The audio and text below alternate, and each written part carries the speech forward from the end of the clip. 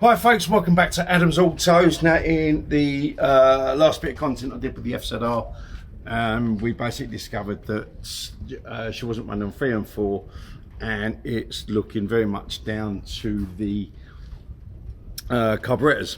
And as you remember, stuck my hand over 1 and 2, revs cut, 3 and 4, nothing happened, squirted over with easy start and things started happening. So running it past my mechanical guru, said that yeah, the carbs, it looks like it's a carb issue, not ignition, which bit of a bonus. But anyway, so yeah, going back to the very first episode when I took delivery of this, you may recall that I've actually got a spare engine and two spare sets of carbs.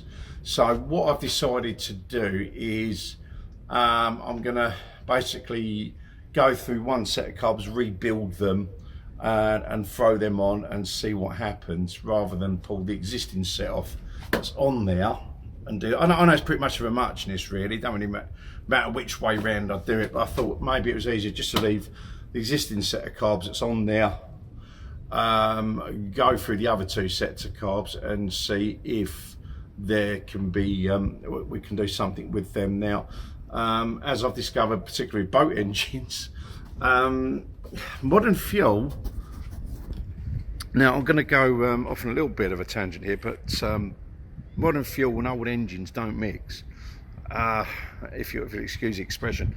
Now this is down to, if you didn't already know, I think most people that are into the, you know, got a bit of petrol headiness about them, know about the ethanol content that's now foisted upon us in our fuel, all in the name of you know, being green and ecologically sound and helping, you know, carbon emissions and net zero, believe it that what you will, but you know, it's all them things intertwined. Needless to say, ethanol doesn't do old engines or rather old fuel systems any favours.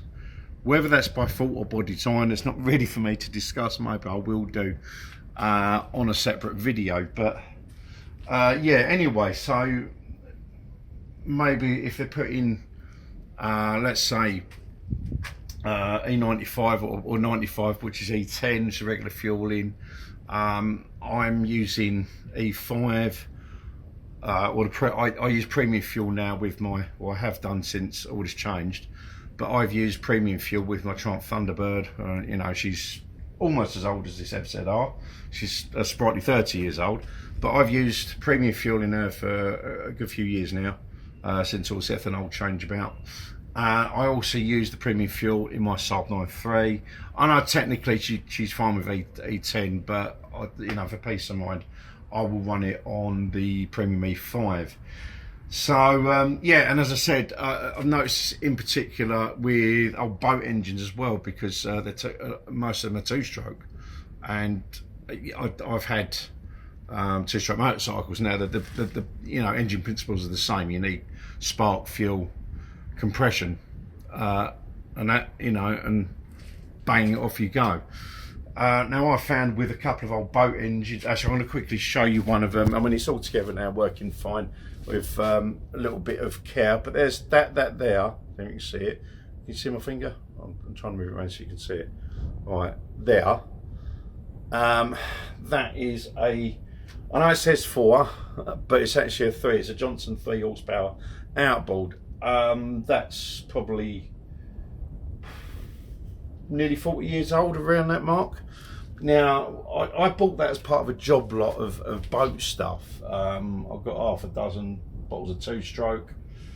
That outboard, there was a little Zodiac tender, various other odds and sods. I got the whole lot for like 100 quid, so it really was a bargain. Now when I got that motor out onto my boat, it really didn't want to run properly, only at high revs, which immediately suggests blocked jets and all the rest of it. That's sort of a commonplace thing. If you don't keep on top of your fuel, I mean, petrol's the worst one, but if you don't keep on top of your fuel, it creates problems. So anyway, with that one, I had to I took the carb off, I fitted a new carb kit, you know, jets, fuel, flow, gaskets and all that business. And it did make a vast improvement. However, I still couldn't get it to quite run right, but it was a vast improvement. So that showed, you know, just exactly what the issue was. Excuse me, finger. So what I then did, I eventually, I was looking for something else on eBay, and a carburetor come up for one of them. So I just thought, well, it's worth having a spare, so I bought that, chucked it on, and it's been good as gold, and I want to keep it that way. So therefore, you know, I've been told this by a couple of boat mechanics nonetheless, run, if you've got an old two-stroke in particular, run it on premium. You know, more or less down to the fact because it's got less ethanol in it. I've also had a Mariner 99 that I had the same issue with that. It ran crap at low revs.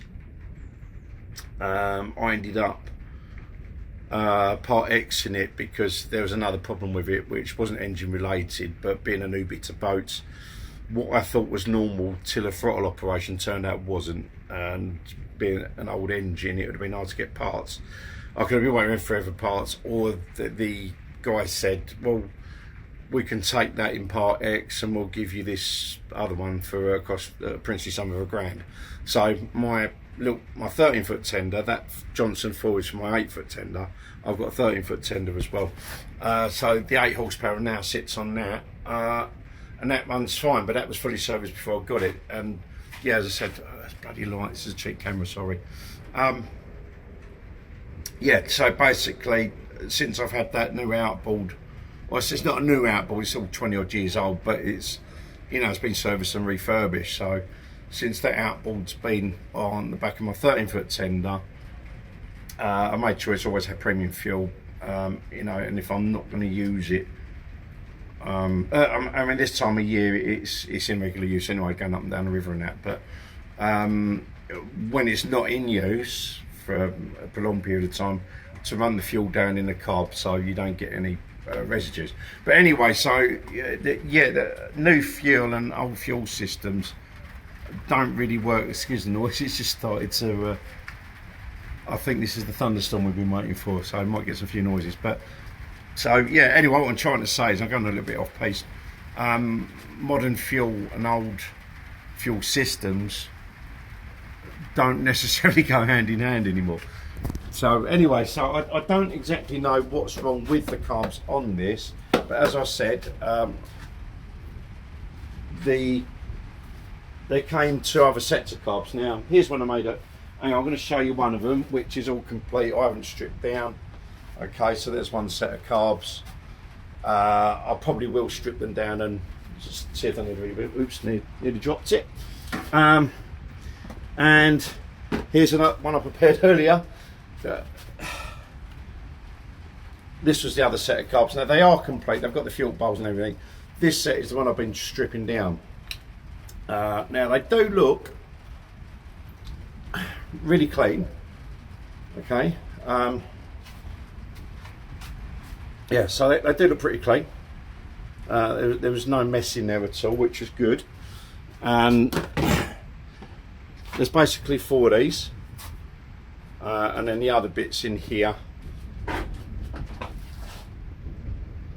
which you can see they're the, it's really hard to do this reverse camera thing,